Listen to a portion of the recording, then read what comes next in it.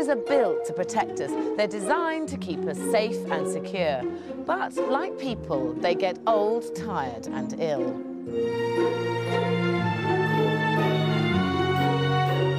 They're under constant attack from wind, rain, and the very ground they stand on. It's our job to keep them healthy, but all too often, they're just left to rot and die. Over the next few weeks, I'll be rescuing families whose lives and houses are literally collapsing around them. You go to bed thinking about it, you get up in the morning thinking about it. We've got major problems. Blows out all other plans I had. You can't fill this and fix this, it is major. From roots that threaten foundations and mould that threatens our children, to cracks so big, the house is falling into the ground.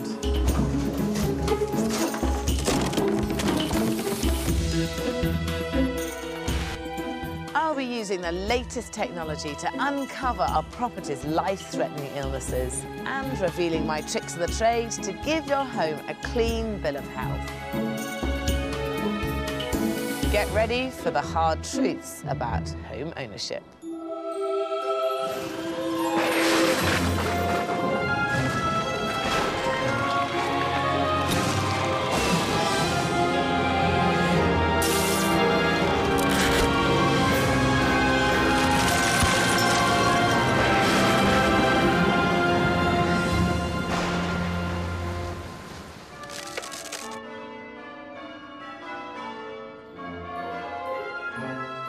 The picturesque village of Earls Barton in Northamptonshire is home to Nick, Becky and their 3 daughters.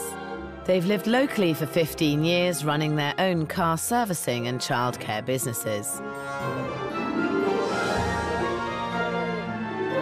When the Old Village Bakery came up for sale 3 years ago, it was a unique opportunity to own a piece of local history and fulfill Becky's lifelong dream of living in a period home.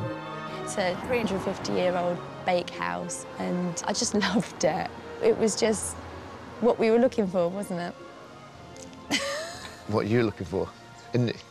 Initially, it was what she was looking for. I was kind of pulled along like a dog on a leash sort of thing. I felt she was looking through rose-coloured spectacles at the place. That's why she was kind of so hooked straight away. It was a little bit more than what we were willing to spend, so a bit of persuasion maybe, and pushing, and we bought the house. So for £250,000, the Grade 2 listed bakehouse became theirs. Well, we've got I get confused. Is it 18th or 19th or 17th century? What is it? 18th. 18th. We've got an 18th century well in the cellar, which you don't get normally in any house. We've got a ginormous open attic room with exposed beams and all sorts of stuff. I mean, the list goes on and on, doesn't it? So it's just not your ordinary house.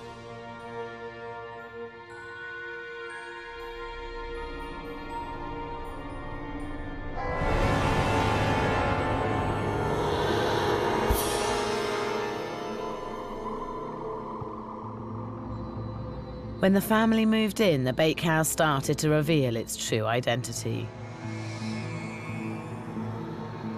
Behind the 17th century charm lurked a catalogue of horrors. We thought the house has been standing all this time. We didn't think for 1 minute that we were going to have the problems that we've got. The house's timbers betrayed evidence of chronic woodworm. You can see the wood's crumbling. When I was doing the cartwheels in the living room, I put my foot through the floor and it hurt. Closer inspection of the outside walls revealed they were slowly crumbling away. You expect cracks and holes and all sorts of stuff, but you think that's a feature rather than a problem. And then, in their first summer, they realised the house was being attacked by swarms of bees. I've never heard of bees eating houses. And the final discovery was a badly flooding cellar. One of the bulbs blew in the house. Naturally, it tripped the fuse box. I went down there to obviously reset it to find there's about 3 feet of water flooded in the whole cellar. Standing in 3 foot water, tripping over an electric fuse box didn't appeal to me. We've got this lovely house, or what could be a lovely house, and it keeps going wrong.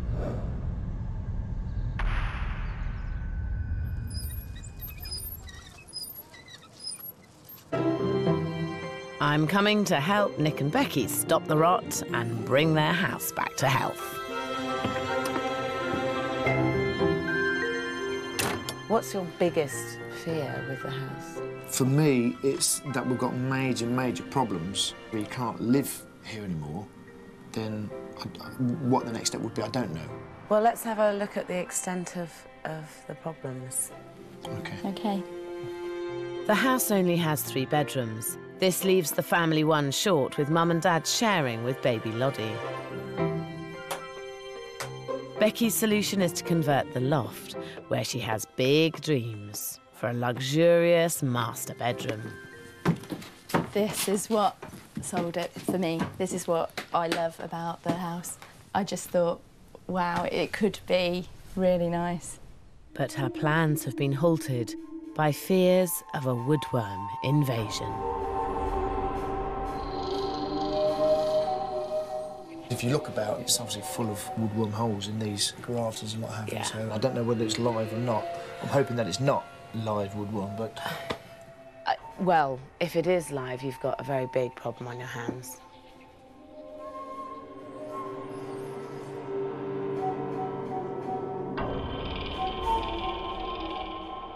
The structure of this building is wood.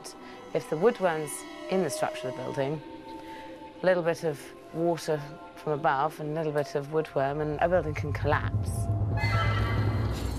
Well, that's what we didn't want to hear, isn't it? Did you think it could ever be as severe as that? No way, no. Well, it's not nice to hear, is it? I mean, this is the problem. I mean, we probably are out of our depth. I fear Nick is right. Until we know the full extent of the damage, the loft is out of action. Another no-go area is the soggy cellar, which is regularly flooded by their somewhat disturbing indoor well. Oh, you can smell the damp, can't you, down here? We thought we could make it into a lovely water feature of some description. Yeah, almost like a wishing well. I didn't think it would be a hard job to put a metal surround to it and a little wishing well bucket and things like that. Apart from the fact it's a shocking taste. Well, maybe so, but... So how often does it flood? Pretty much throughout the winter months. Any rainfall that's slightly excessive, it will just come up and we'll be under a couple of feet of water. And obviously it's not ideal to have a well here with rising flood levels coming up closer and closer to the electrics, which electrics and water aren't a great mix, are they? It's fine to get a little bit damp and for water to come in and out of it, but it's not fine to spend 6 months of the year underwater, and that's what it's doing, and that, in the long term, will be disastrous. Outside, they've got even more problems to show me. The walls are eroding, and there's some of the worst pointing I've ever seen. When you come round here and you look at the pointing, this is not great. If you look at all this, this is all just crumbling away. You see all these holes here? This is going to cause damp. So you're going to have damp penetration through the walls if you haven't already. It's going to get increasingly bad. Our homes are constantly under attack from the elements. Rain, wind and frost can all combine to cause erosion to a building. And it's definitely water that's the #1 enemy. It will eventually destroy almost any type of building material. Cracks in bricks or holes in your pointing will allow moisture to get in. It freezes, expands and destroys brickwork. This is called spalling. It's also a major cause of penetrating damp. To keep your home protected from the weather, look after its #1 defence, your walls. Fill in cracks in the masonry or render. Replace any eroded bricks. And finally, if your mortar is working loose, get it repointed. Nick and Becky's walls are also under attack by a more unusual enemy, bees. Could bees be living in these little holes and stuff? Yeah, it's quite unusual, but there are masonry bees who burrow into soft stone. Is this going to cause long-term structural damage? Eventually, yes. If you drill hundreds of holes in a wall, it will collapse. Yeah. It's not going to stay there on its own with fresh air. Are we just tainted with bad luck, or is it... Bad luck or bad judgment? Which do you think? You got it now anyway, haven't you? You own it. We'll have to work through it. We'll have to find a solution. Years of neglect have brought the bakehouse to its knees. A potentially lethal woodworm infestation, disintegrating stone walls, and a flooding cellar. This could all add up to some serious structural problems. I just hope Nick and Becky have a stash of cash at the ready. How much money have you got to fix this? We would thought maybe somewhere between £3,000 and £4,000 we could, or £5,000 we could have a lick of paint and tart things up. But So that sounds... £3,000, £4,000, unrealistic. £5,000. It's not going to do it, is it? Shall I say it nicely or not? No, it's not going to touch the sides. A few months after buying this 17th century old bakery in Northamptonshire, Nick and Becky uncovered a scary range of problems.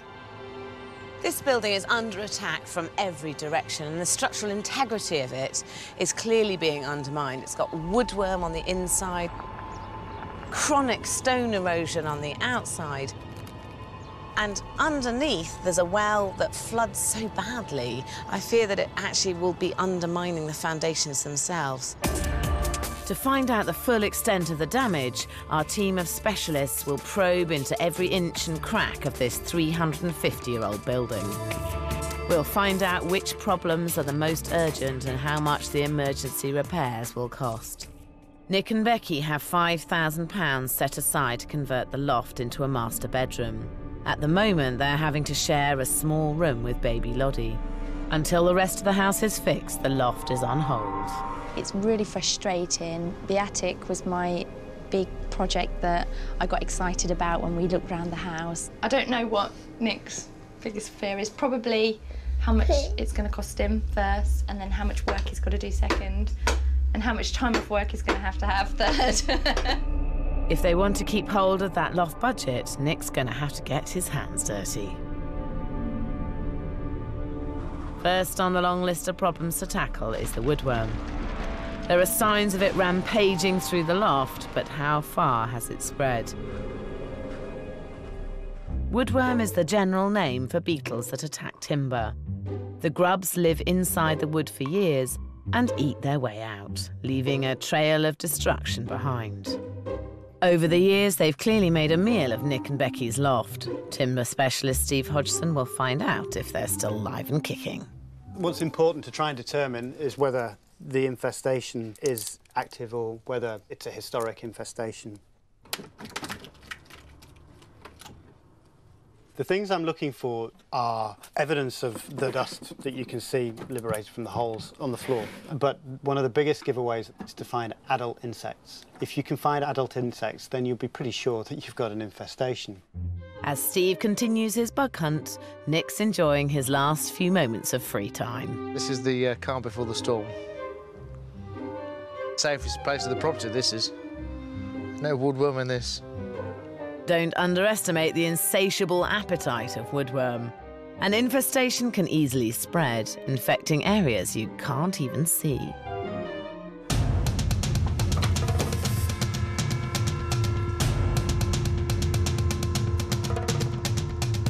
Using a boroscope camera to probe under the floorboards, Steve's made a discovery in the dining room.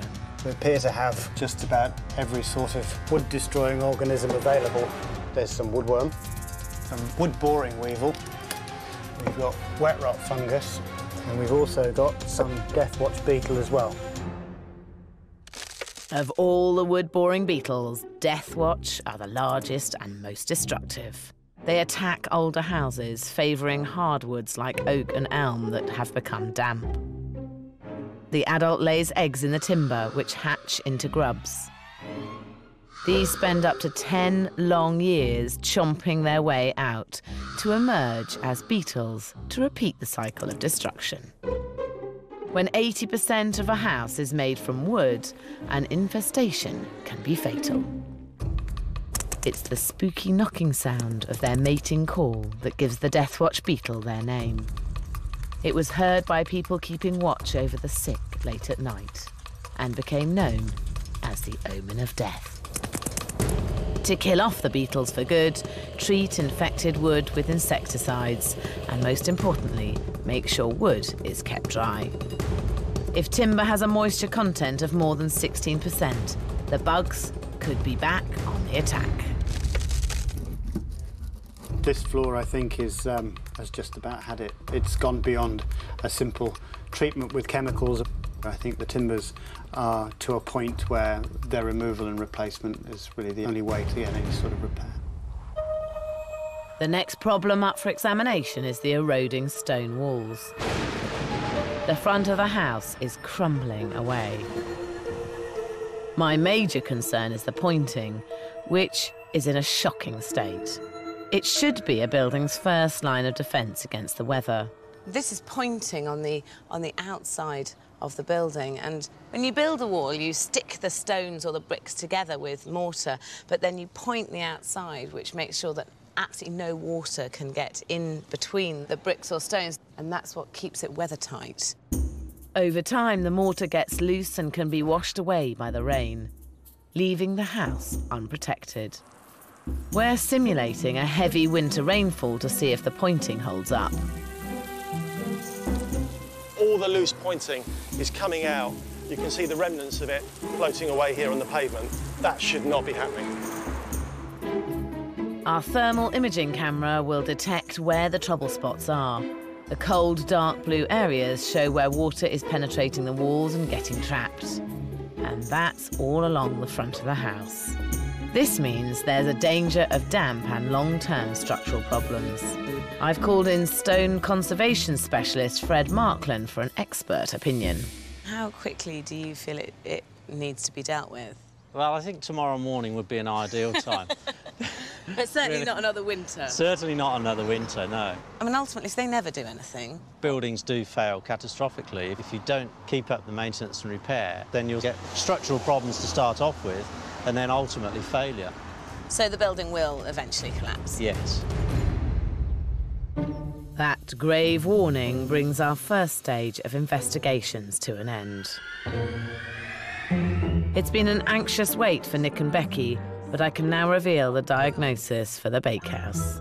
The reality is it's being undermined structurally and very quickly and very severely. And ultimately, if you erode all the stone on the outside and you remove all the wood on the inside, you don't have much house left. Just thought the front stone was all part of the character and that's how it was supposed to be, and that it was all fine, waterproof, and it wasn't going to come through. At the moment, your house is not watertight. We have had a stonemason around to look at the pointing, and he said it will be about £5,000 to do just the front of the building. Can you find £5,000? We haven't got an endless pit of money to throw, you know, 5 grand here, 10 grand here, and what have you, you know, so... There is a bit of good news on the cost front, and that is that the stonemason is very happy to teach you how to do the pointing yourself. If I put my heart and soul into it, yes, I could probably do it. And I'm thinking, do I want to be tying up every single weekend I've got for the next 6 to 8 months doing it? If you don't have £5,000, your choices are to do it yourself or not do it at all. And if those are your choices, I think you do it yourself. Our woodworm investigation revealed the attic was completely bug-free. This is great news for Becky's loft conversion. But the tenacious little critters have moved on to pastures new, the dining room. Right, now I think you knew you had woodworm, but had you looked under here before? No. What does this look like to you? It looks like there's no blooming wood left. That's what it looks like. Oh my God. What we've got here is a combination of woodworm and wet rot and death watch beetle. Oh. The bad news with this is that the whole floor really needs to be taken out and relaid, and that'll cost around £4,000. Okay, should we just put the carpet back over? Does this need doing straight away? Yeah, and this and the pointing on the outside need to be done right now. Right. Okay. It's not funny. No, it's not funny, no. It's not that difficult to do. We can achieve a lot of this for not that much money. So on the upside, it's not as bad as it seems, I promise. I don't think I feel very well again. It's a harsh wake-up call for Becky and Nick. If we could lash thousands and thousands of pounds on it, then I'm probably lazy enough to say, there you go, have my money, get on with it.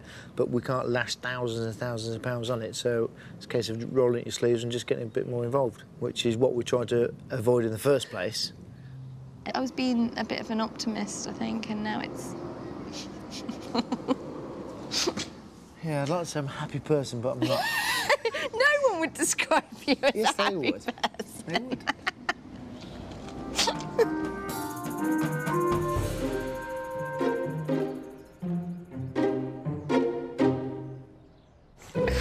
Right, get that end there, please. Here?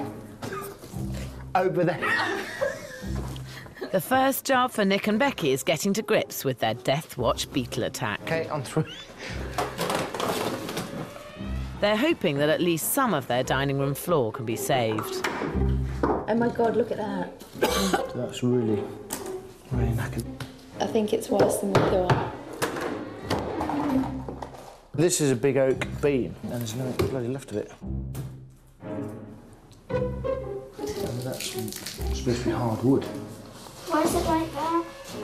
Because it's been eaten by bugs and beetles and woodworm and weevils under the floor while you've been sitting having your dinner. Death Watch beetle is eating away at Nick's house, but it seems he's just as scared of the hard work ahead. Builders would probably have a gang of 4 or 5 blokes doing this, and they'd do it easy in a day. Whereas, unless I can magically clone myself 6 times over, it's just me, myself and I. Nick's busy enough running his car fitting business. Now he's going to have to make more time if he wants to get his home safe and secure. On my hands and knees all day long doing meticulous little things, and when you get home, you want to just rest, don't you? You don't want to go home to have more of the same. Your working day's got to stop at some point or other. And, yeah, I've got a new little baby, I've got 2 grown-up children. Yeah, I want to be spending time enjoying them. Yeah, I don't want to be work, and then not have any time for them, so... I think Nick needs someone to give him a jump start.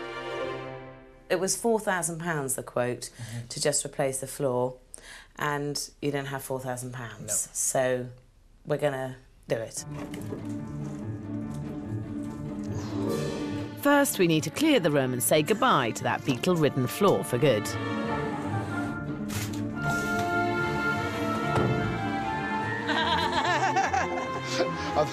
You carry the big stuff, I'll have the little...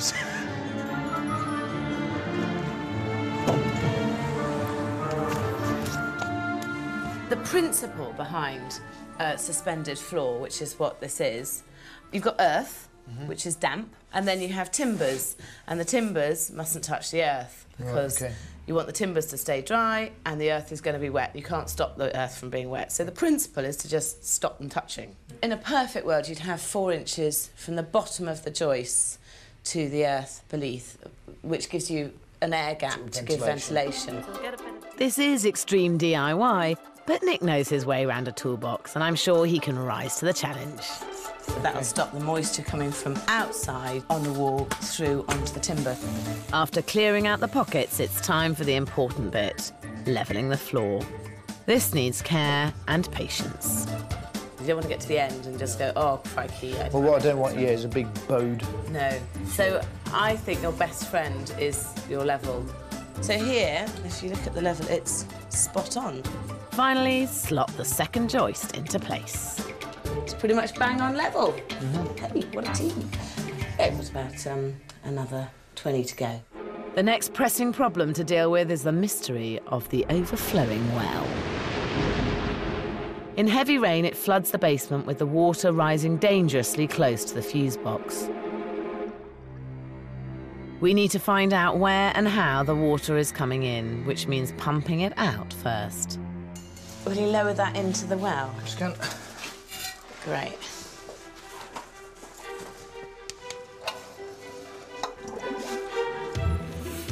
It may seem impractical to have a well in the cellar, but a bakery needed a constant water supply, and this was the 17th century's version of water on tap. As the level drops, we make a discovery. No. There's a gully there, actually. All right. Do you see that? Yeah.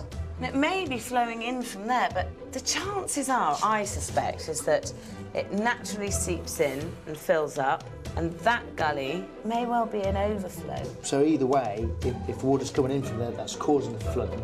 And if it's blocked, it's also causing the flooding because it's not letting the water go. Either way, that's the culprit, yep. Look, there's a drip there. Have you got that camera? Yeah, here's the boroscope. Cool, cool. Can you see that little flood coming in as well on the ground? It's like a little river coming in. I think that is proof that it's the natural water table of the stream underneath that will naturally fill this well up, and that should be the overflow. Oh, okay. So now it's a question of, does it overflow or is it blocked? After the shock of finding out how bad the problems with their house are, Nick and Becky are starting to get it on the road to recovery. They need to do as much of the work as possible themselves to keep hold of their £5 budget for that crucial loft conversion. Nick's first big challenge was rebuilding the dining room floor, destroyed by Deathwatch beetle. I think it looks really nicely, much lighter. You're a clever man. But, as it turns out, he's had just a little helping hand. My neighbour, who's now a very good friend, kindly sneaked in with my house keys, helped himself and took it all out. He does all the technical stuff and I just give a little bit of muscle to the job. It's a result all round for Nick. He's dodged some seriously hard labour and saved some serious cash. The floor is rot-free, with no risk of anyone falling through now. That's one major worry out of the way. But down in the cellar, there's another problem lurking. The old well that keeps flooding. To get to the bottom of this mystery, the specialists are back. First, chartered structural engineer Simon Pitchers is assessing the problem.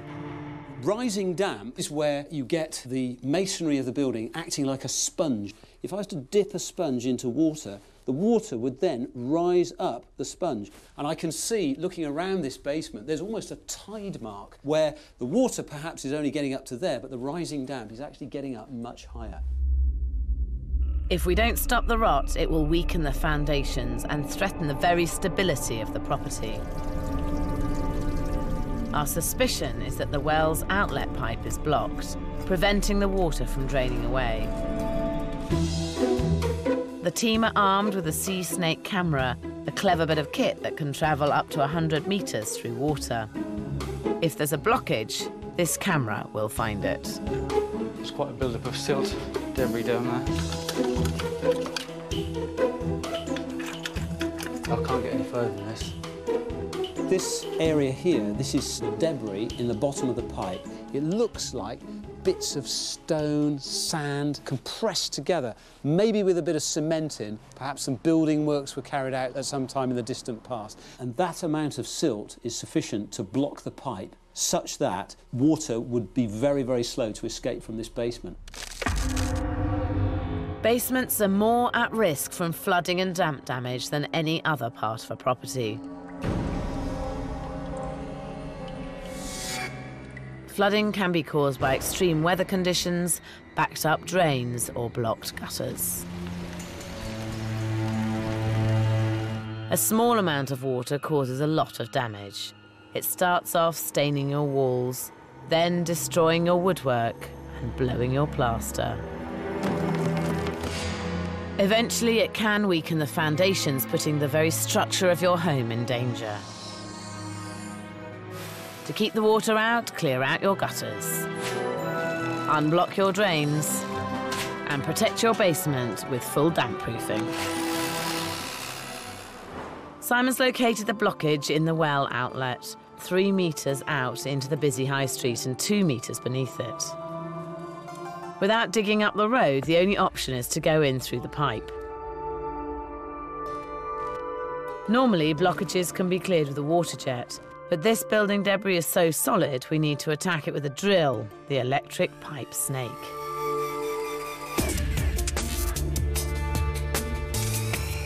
We seem to stand more of a chance than I would have thought when we started on this.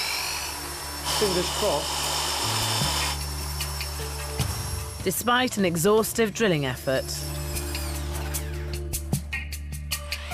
it still proves too tough to budge. The outlet pipe is completely blocked. There's no way of getting through it. Clearly can't leave the well as it is because it's going to affect the foundations of the house. So you've got 2 options. One is to dig up the road and the pavement and replace that pipe going into the drains that run down the road. It's going to be very, very, very expensive to do. You're looking at thousands and thousands of pounds to solve the problem that way. Some more good news then. Some more good news. But I have got a solution coming in at £150. It's much more in the kind of price bracket that we're looking for. And it is a pump which you permanently install into the well, and it has an automatic setting so that when the water rises, this is what happens. Hey!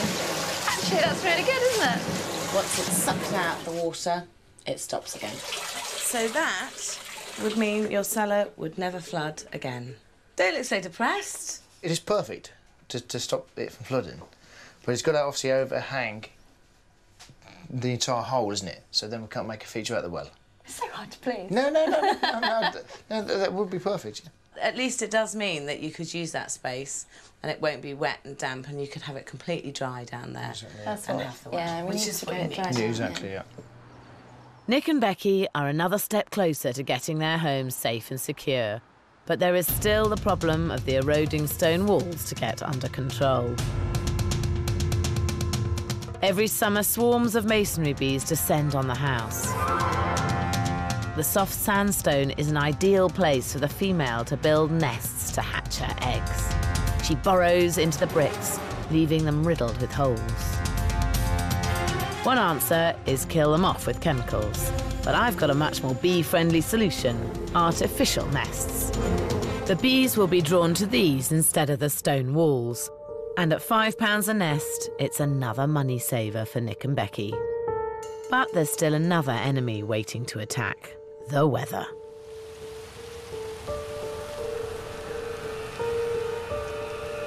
Winter is approaching and the house's defences are weak. It's time for Nick to face his nemesis, the pointing. It's a huge job and he's dragging his heels. I'd probably rather get a stonemason or a brickie or whoever is got experience in pointing up, because they'd be able to do it much quicker. They've got, obviously, it's their job. I mean, this again, it boils down to time, but I can't afford that luxury of time. Getting in the professionals would cost £5,000. That's their loft budget wiped out, and Nick's beginning to lose heart. If we had a time over again, knowing it had this level of work to do to it, we'd probably think twice about it.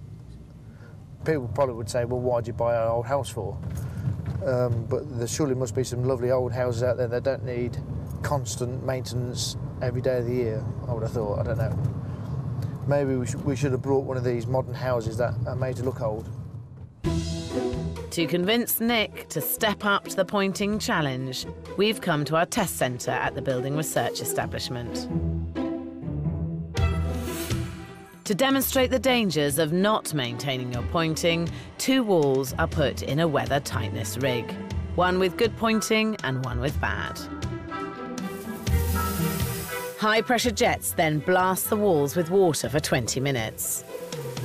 When it comes to keeping a house watertight, mortar joints are the Achilles heel.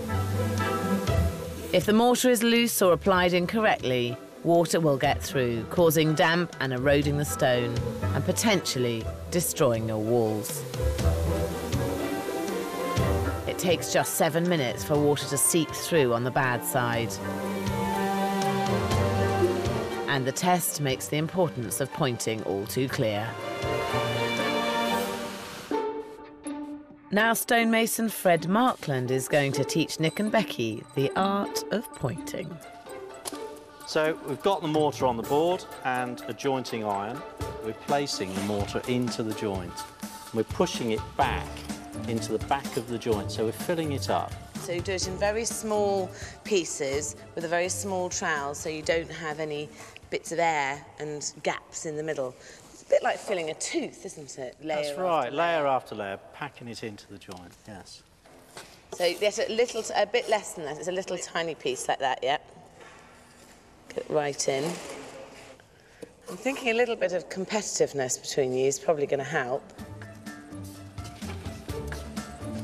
I hope they're paying close attention, as poor pointing can cause as much damage as none at all. I think it's harder than what it looks.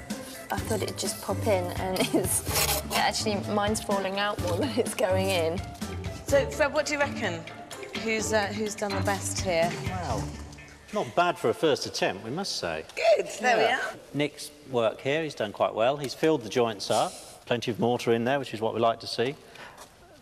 Becky, she's got a lot more done. Probably a few too many water traps on there, but there's room for improvement there. No, Okay. I think it's a valuable. So you think they've got, I really do, yes. potential? Yes, yes. The time is ticking and you need to get this done before the winter. From your experience here, do you reckon you can face it? I don't think it'll be quite good enough, will it? No, I think I could do it good enough. But yeah, it'll take ages. So if you had to make a punt right now, what are you going to do? The punt would be to try on the proper real brick that we've got, and just do a test area really, and then just to time it and see how long it takes. I mean, it is a big challenge, I can see that, but I'm pretty impressed and not put off so far. It's good. With Nick promising to have a go at repointing himself, there's a £5 saving, which means at last they crack on with a loft conversion. After sharing a bedroom with baby Lottie for 18 months, Becky is desperate to get going, so everyone can have their own space. What do you want to do with this loft? How do you see it? OK, we're having a bed here. Right. Large four-poster bed. As big as we can fit, yeah. And a bathroom down there. And if we've got room, a little dressing room in between, perhaps. For me, it's insulating it and using it as a box room, but if you can afford to do it and you want to get on with it, and then good luck to you. So there's a little bit of a divide here, isn't there? Well, it all comes down to money, doesn't it, really? But Is this quite a I thing? will win this one. Will you? With any loft conversion, there's 4 things you really need to consider. One is the head height, the other is strengthening the floor, the other is light in, and the other is insulation. You're really lucky here because this was actually a room originally, and so you're several steps ahead of the game. The main problem you've got up here is insulation. A quarter of a house's heat is lost through the roof, and as our thermal imaging result shows, Nick and Becky have a big problem. The red and white areas indicate where the heat is escaping. That looks like it's burning fire, doesn't it? It looks like the roof's on fire. So you really need to get that sorted out. Becky gets straight on the case, throwing herself into the project. Looks great. Excellent.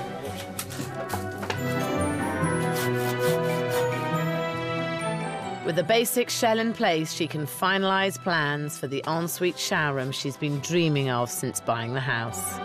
The shower fits in there. OK. The toilet's going to go in over here. Yep, just here. Yeah, and then we were talking about the basin sitting in here. Yep. Yeah. Downstairs in the dining room, the girls have decided to lend a hand with the decorating. Who said paint this wall? None. It looks like congealed blood from a bloody butcher's, doesn't it? What? No, just...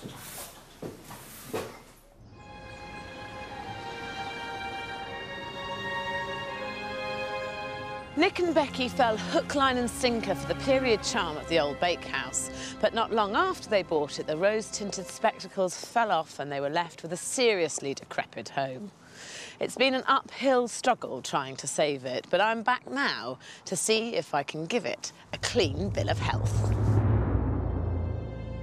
When I first saw the old bakehouse, it was suffering from years of neglect. The biggest concern was the eroding walls and shocking pointing, which left the house exposed to the elements. I really hope my nagging got through to Nick and he stepped up to the pointing challenge.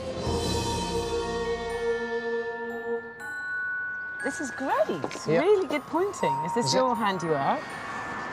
I'd like to say yes, but Is it? But it's not, no. It's not. No. What I didn't want to do is do it myself, do it badly, and then regret it in 6 months' time, and then have to start over again and redo it, basically, so. Well, it has been beautifully done, because this was a right old mess down in this corner. And this is a bit of a restoration job that they've managed to do. Is a man I know from the pub, basically. The Office. You know, From The Office. That's The Office, isn't it? And, you're a genius at wrangling this, aren't you? But he's quite happy to do it on almost like a day rate, so it's a bit more affordable to get it done, basically. You started here, which is great, but there's an awful lot more to do, and winter is very firmly here, so I think it's very important that you get on with it, because you've now got no pointing in the rest of the house, and the faster you crack through it, the faster you're secure in the house, really.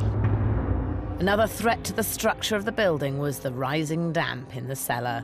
The pump in the well has got the flooding under control, keeping the basement and the foundations dry and safe. You were hoping to create a feature wishing well down there. Are you still planning on doing that? I will make some sort of feature out of it. I might have had second thoughts from that first comment. With the bakehouse well on its way to being solid and secure, Nick and Becky have finally felt confident about transforming the inside. And they've brought this 350-year-old building back to life. The beetle-infested dining room has been resurrected as a great family living room in the heart of their home. So now that you've got a solid room, are you feeling more confident in it? We went completely back to the earth. Brand new joists, everything's brand new. So at least we know it's done properly and it's all gonna last now for what? How long do you reckon it lasts for? 5, 10 years. No, it'd be, yeah, it's been done, it's eradicated. It's all treated wood, so hopefully it's not gonna get eaten for at least 100 years, is it? Yeah, we've checked all the other rooms and floors and beams and everything. That's all been properly treated, and so, yeah, I'm pretty confident that it's been really blasted through. The key to this house really working for the family was converting the loft. But the fear of rampant woodworm had turned it into a no-go zone.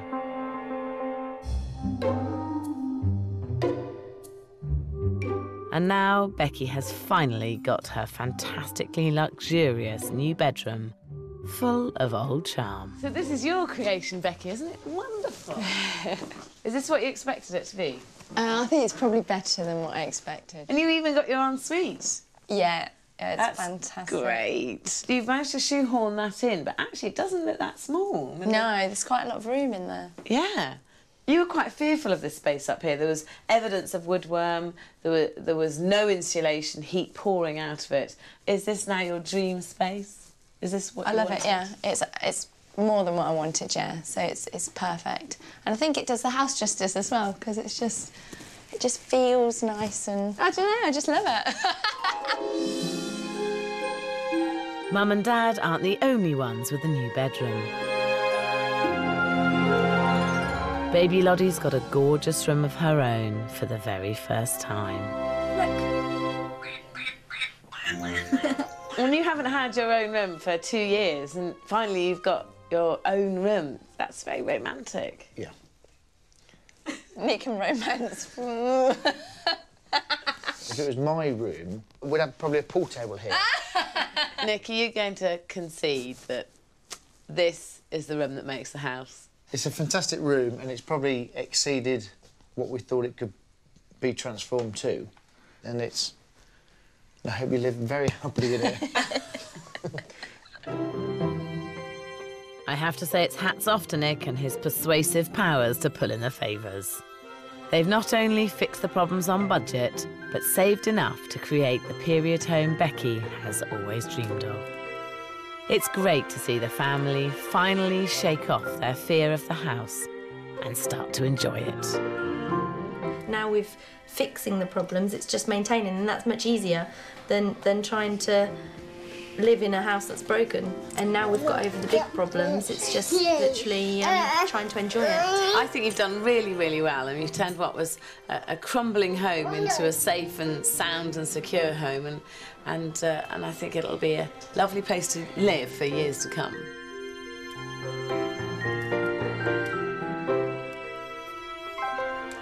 Many of us have romantic ideas about living in a chocolate box property, but there's a lesson to be learned from Nick and Becky's story. Houses are like people. The older they get, the more we need to take care of them. Nick and Becky's wake-up call came just in time for them to save their house. So if you spot a problem, don't let it fester, get it fixed, because a regular dose of maintenance should avoid your home ending up in A&E.